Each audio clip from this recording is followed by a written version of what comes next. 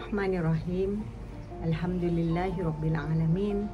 Wassalatu wassalamu ala asyrafil anbiya'i wal mursalin wa ala alihi wa sahbihi ajmain. Assalamualaikum warahmatullahi wabarakatuh. Para penonton dan pendengar yang dirahmati Allah, bertemu kita dalam 10 hari terakhir bulan Ramadan yang menjadi rebutan kaum muslimin dan muslimat. Hari ini saya ingin berkongsi satu ilmu yang bertajuk Pahala Wanita Uzur dalam bulan Ramadan. Uzur atau didatangi haid merupakan sesuatu yang neutral bagi kaum hawa. Bagaimanapun, segolongan wanita mula merasa kecewa bila menjelang Ramadan kerana tidak dapat menunaikan solat dan tidak boleh membaca Al-Quran bagi mendapat ganjaran yang sama seperti orang lain.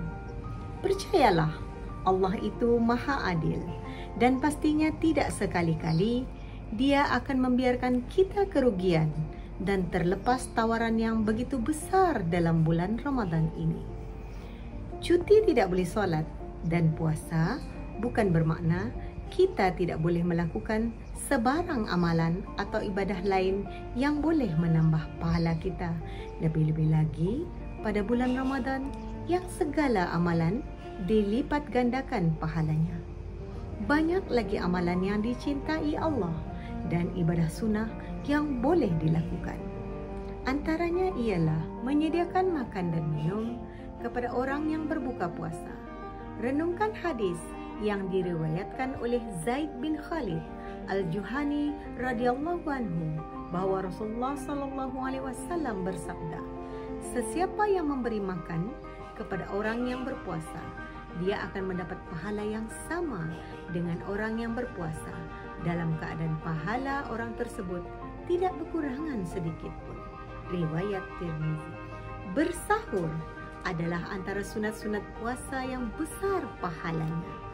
Nabi SAW bersabda yang bermaksud, "Bersahurlah kamu semua. Sesungguhnya dalam sahur itu ada barakah." Riwayat Al-Bukhari dan Muslim. Membantu dan mengajak orang lain melakukan amalan bersahur dapat mendatangkan pahala walaupun kita uzur, masih boleh merebut peluang ini. Menyibukkan diri dengan hal yang bermanfaat juga dapat menambah pahala buat wanita uzur. Contohnya, menuntut ilmu termasuklah menghadiri majelis ilmu seperti mendengar ceramah, tazkirah dan bacaan Al-Quran, sama ada di Facebook, YouTube, televisyen, radio dan sebagainya. Para pendengar dan penonton yang dirahmati Allah, wanita yang sedang dalam haid digalakkan untuk membaca doa-doa seperti firman Allah dalam surah Al-Mu'min ayat 60 yang bermaksud, "Dan Tuhanmu berfirman, berdoalah kepadaku, nescaya akan aku perkenankan bagimu." Selain itu, amalan berzikir ketika haid juga digalakkan bagi menambah pahala di bulan Ramadan.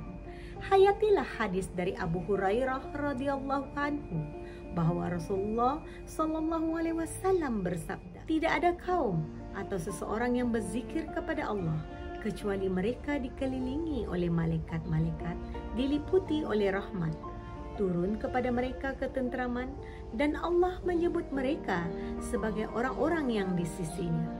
Hadis riwayat Muslim. Seorang wanita walaupun dalam keadaan haid masih boleh mendapat ganjaran pahala dengan mengulurkan bantuan kemasyarakatan seperti bersedekah. Kita sedia maklum betapa hebatnya ganjaran yang Allah berikan kepada mereka yang suka bersedekah, tambahan dalam bulan yang mulia ini.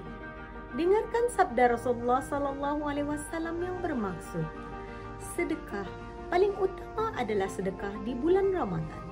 Hadis riwayat At-Tirmizi dari Anas bin Malik radhiyallahu anhu.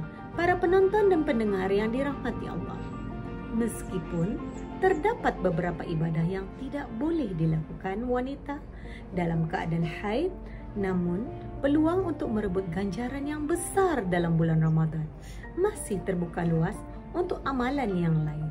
Akhirul kalam, saya sudahi tazkirah ini dengan lafaz, wabillahi taufiq wal hidayah. Wassalamualaikum warahmatullahi wabarakatuh.